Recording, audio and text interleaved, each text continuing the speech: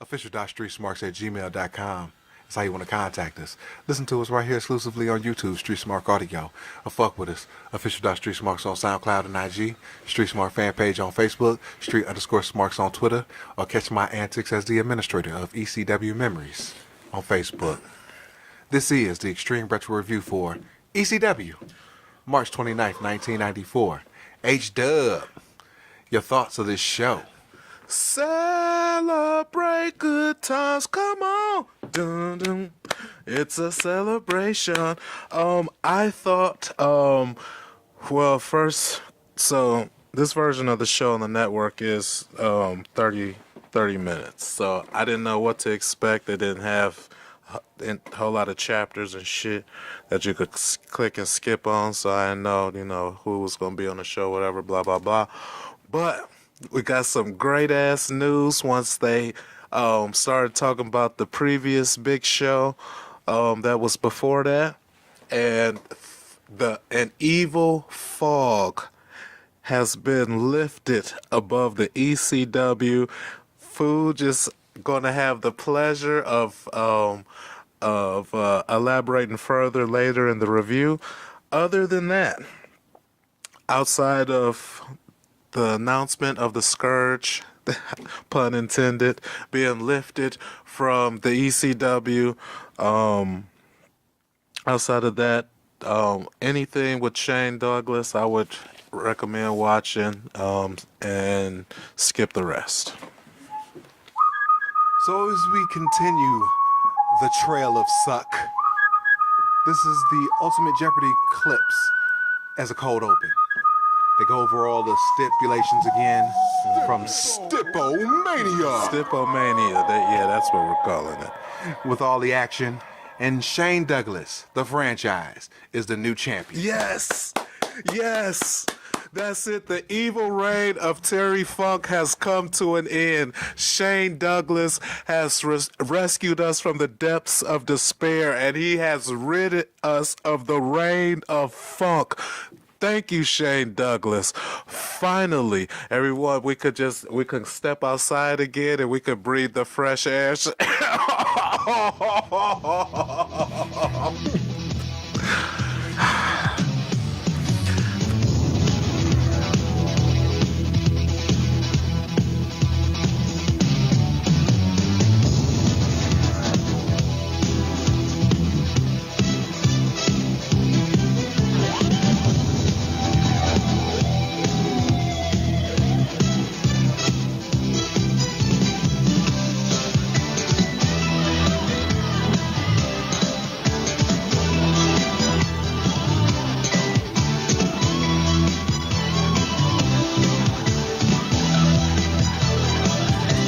We open with Public Enemy versus the Bruise Brothers in a match. It was taped prior to the Public Enemy title win. Bob Smith on color. Who the fuck is Bob Smith? No clue. There's a brawl on the outside. Falls count anywhere. Rocco climbs and dives off a scaffold. They fight all over the arena. The cameraman sucks. I lose interest. They fight underneath the nest. Rocco flies into the garage. The Bruise Brothers pin Rocco off the top of Grunge for the dub. Dud! The Bruise Brothers celebrate in the ring. The Public Enemy protest to Joey. Then Rocco slaps Joey. Grunge snapmares him. Then he lay the boots to him. Rocco with a chair 2 times. And the other announcer powders. The ring announcer just keeps saying the winner's over and over. The Public Enemy gets some heat. The Bruise Brothers! The winners! The Bruise Brothers! Your thoughts on the match? Oh, man. My thoughts on the match were,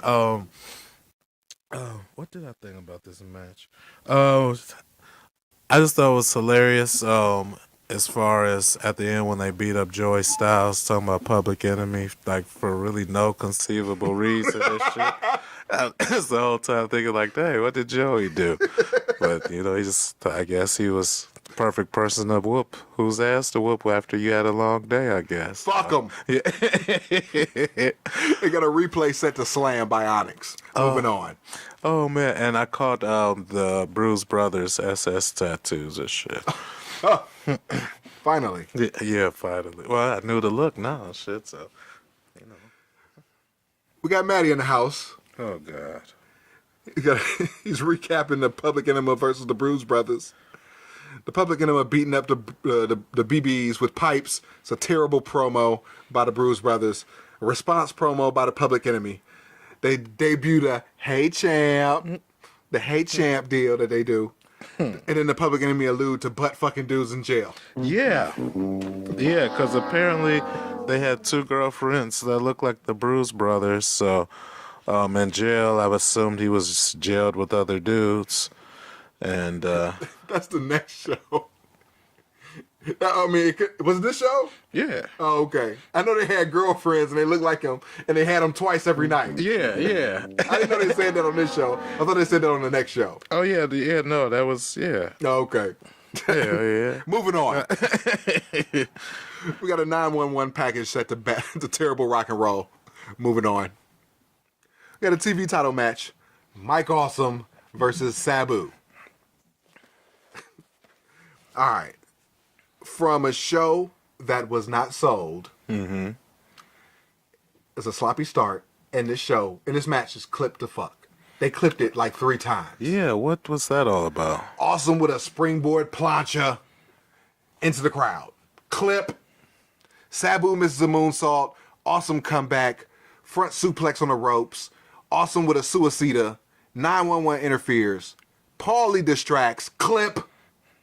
Sabu crashing and burns, but still gets the 3. Negative infinity. Paulie with a promo against Awesome. Stop crying, Awesome. If you want 911, all you got to do is dial. He starts shilling the April 16th show, and it's the return of Sabu. Meaner than a bitch on PMS. Yeah. Biker bitch on PMS. Moving on. That was a terrible promo. And Mike Awesome's foot was under the ropes. Does that not matter in the ECW? I didn't care. It was so clipped, I was like, fuck this match. Oh, well, I just noticed. I was wondering if that was a thing in ECW. It might be. So we got Matty in the house. Oh, God. He's detailing Funk and Shane and their feud. They do the plastic bag and the one-upsmanship. Moving on. We got a replay of Jazz and JT Smith for 2 seconds. Then we have a Wildman Sal Belomo package. What the fuck for? Out of nowhere. Then we have a Sandman package. Next week on ECW, it's Sal versus Sandman. Then we have another Matty spot. He's shilling April 16th. And now we got Matty one more time with a Shane promo. It's taped after the main event at STIP-O-MANIA. Sherry's behind him pouring bottled water over his head. There we go. Uh-huh. Mr. Hughes is holding the mic with the meanest mug of all time. Shane goes into his little spiel. The Rockin' Rebel stops by to put him over. The Ayatollah of rock and roller. You know what I'm saying? He gives his thanks and his congrats to the new champ. Then the pit bull comes out. People keep cutting Shane's promo off. He's trying to give this epic promo, but people keep coming in and saying their congrats and shit, all the heels and shit. Yeah, show love and shit, Sandman comes in to pay his respects. He said if Shane needs another valet, he'll give him a discount. $20. Right? The Public Enema come in for an extended bit. They try to walk off with the belt. That was funny. Ty comes in with the boo-boo face.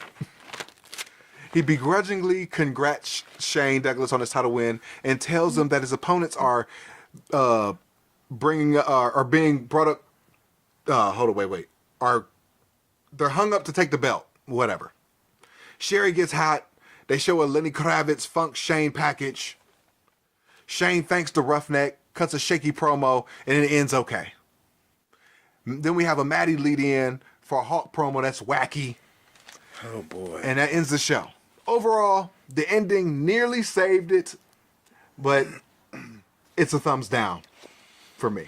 Oh, man. Terrible show. You know what? I I at first wanted to be negative about this show, because outside of that, really is nothing going on. But when you think about it, represents a new, brighter day in ECW, a day without Terry Funk as its champion. It just goes to show that something like that is a very important cultural and societal significance. You know what I'm saying? Because Terry Funk was allowed to run amok for so long, and being able to just do whatever he just felt like being stupid and doing.